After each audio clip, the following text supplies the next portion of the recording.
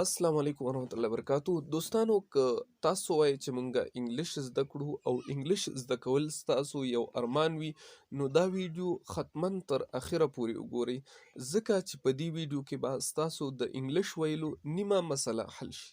هغه څنګه؟ هغه داسې چې په انګلیش کې خبرې اترې په دوه قسمه باندې دي، یا به په هغې کې د یو څیز باره کې سوال وي یا به د هغې سوال جواب وي.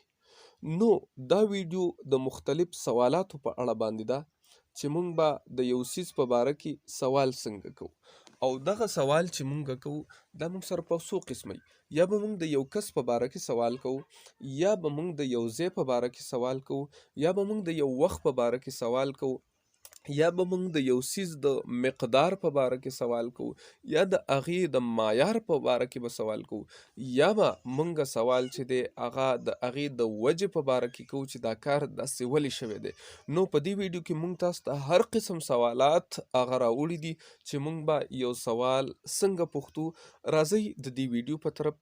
خو دوستانو ستاسو نه مخکې یوه هیله کوو که تاسو زموږ چینل سبسکرایب کړی نه وي نو زموږ چینل سبسکرایب کړئ، د دې دپاره چې آینده راتلونکي ویډیو ته تاسو ته په وخت باندې میلاو شي. ډیره مننه. راځئ د ویډیو په طرف. دوستانو لومبی کوېسچن ورډ یا سوالیه لفظ هغه موږ سره هو دی. هو معنی څوک یا چا. کله چې موږ د یو کس په اړه باندې تپوس کوو نو موږ به هو راوړو. هو معنی څوک. لکه مثال موږ یو کس ته وایو چې ته څوک یې، نو موږ به وایو هو آر یو. هو آر یو معنی ته څوک یې. او که موږ هغه ته وایو چې ته څنګه یې، نو د څنګه دپاره به موږ لفظ راوړو هاو آر یو. هاو معنی څنګه. هاو معنی څنګه. هاو آر یو ته څنګه یې. هو آر یو ته څوک یې. په دې ټولو کې دوستانو یو خبره انتهایی ډیره ضروري ده، هغه ده چې د هو نه وروستو موږ دلته تاسو وینئ چې آر لګولی. کله موږ آر لګو او کله موږ از لګو. از موږ کله لګو او آر موږ کله لګو. آر موږ هله راوړو چې کله موږ د ډیرو کسانو په باره کې سوال کوو، او یا موږ د مخاطب نه سوال کوو چې ته څنګه یې یا تاسو څنګه یې، نو بیا به موږ آر راوړو چې هو آر یو یا هاو آر یو. هو آر یو ته څوک یې، هاو آر یو ته څنګه یې. او که چېرته موږ د یو کس په باره کې تپوس کوو نو بیا به موږ د هو نه وروستو از راوړو.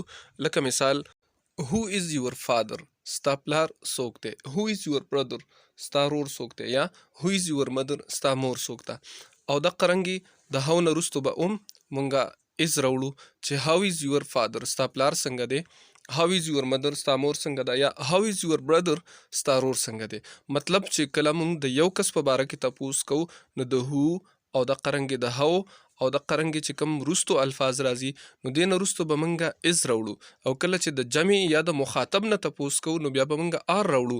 لکه هو آر یو ته څوک یې، هاو آر یو ته څنګه یې. ورپسې لفظ دی موږ سره وای. وای موږ د وجې پوښتلو دپاره راوړو. لکه مثال موږ یو کس ته وایو وای ډو یو گو، ولې ته ځې. وای ډو یو گو، ولې ته ځې. نو وای موږ د وجې پوښتلو دپاره راوړو. یا یو کس ته وایو وای ډو یو رایټ، ته ولې لیکل کې. یا وای ډو یو کم، ته ولې راځې. نو وای معنی ولې. ورپسې لفظ دی موږ سره ویر. ویر موږ د ځای پوښتلو په اړه باندې استعمالو. لکه یو ځای باره کې تپوس کوو نو موږ به ویر راوړو. لکه مثال موږ وایو ویر ډو یو گو، ته چیرته ځې. ویر معنی چیرته. ویر ډو یو گو ته چیرته ځې. یا چا نه تپوس کوو چې ته د کوم ځای، ویر آر یو فرام، ته د کوم ځای یې. یا ته د کوم ځای نه راځې، ویر آر یو کم فرام، ته د کوم ځای نه راځې. نو موږ به ویر د چیرته په باره کې چې کوم دی د هغې دپاره موږ استعمالوو چې ویر آر یو فرام، ته د کوم ځای. یا ویر ډو یو گو، ته چیرته ځې. ورپسې لفظ دی موږ سره وین. وین معنی کله. وین معنی کله. لکه کله چې موږ د وخت په باره کې تپوس کوو نو موږ وین راوړو. ځای په باره کې تپوس کوو ویر ډو یو گو، ته چیرته ځې.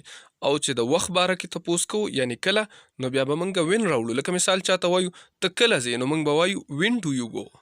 وین ډو یو گو، ته کله ځې. ورپسې لفظ دی موږ سره هاو مچ. هاو مچ معنی څومره. هاو مچ معنا څومره. خو هاو مچ موږ په هغې ځایونو کې استعمالو او د هغې څیزونو په باره کې موږ هاو مچ استعمالو د کم چې شمیر نه کیږي، لکه اوبه شو او نور باقي مایعات او داسې څیزونه چې هغه موږ شمارو نه. لکه مثال په طور هاو مچ واټر څومره اوبه، یا هاو مچ واټر از ان د بوتل، په بوتل کې څونه اوبه دي، یا هاو مچ واټر از ان د ګلاس، په ګیلاس کې څونه اوبه دي. نو هاو مچ منګه د مقدار معلومولو دپاره دا چې دی راوړو چې د یو سیز مقدار څومره دی هاو مچ. خو د هغې سیز مقدار په باره کې د کوم سیز چې شمیر نه کیږي، لکه مثال هاو مچ منی ډو یو هیو، تا سره څونه پیسې دي. او ورپسې اخیری لفظ دی هاو مینی. هاو مینی معنا څو، یعنی دا د هغې څیزونو د مقدار پوښتلو په باره کې راځي کوم چې شمیرل کیږي. لکه موږ وایو هاو مینی بوایز، څونه هلکان، یا هاو مینی بوایز آر ان د کلاس، په کلاس کې څونه هلکان دي. یا هاو مینی ډالرز ډو یو هیو، تا سره $100 دي. یا هاو مینی ګرلز آر ان د کلاس، په کلاس کې څونه جینکۍ دي. نو هاو مینی موږ د یو مقدار معلومولو، هغې مقدار معلومولو کم چې شمیرل کیږي د هغې په باره کې چې کوم دی موږ سوال کوو، نو موږ هاو مینی استعمالو. دوستانو زموږ چینل در سره سبسکرایب کړئ او نور ملګري ورته هم را دعوت کړئ. ډیره مننه. السلام علیکم ورحمة الله وبرکاتہ.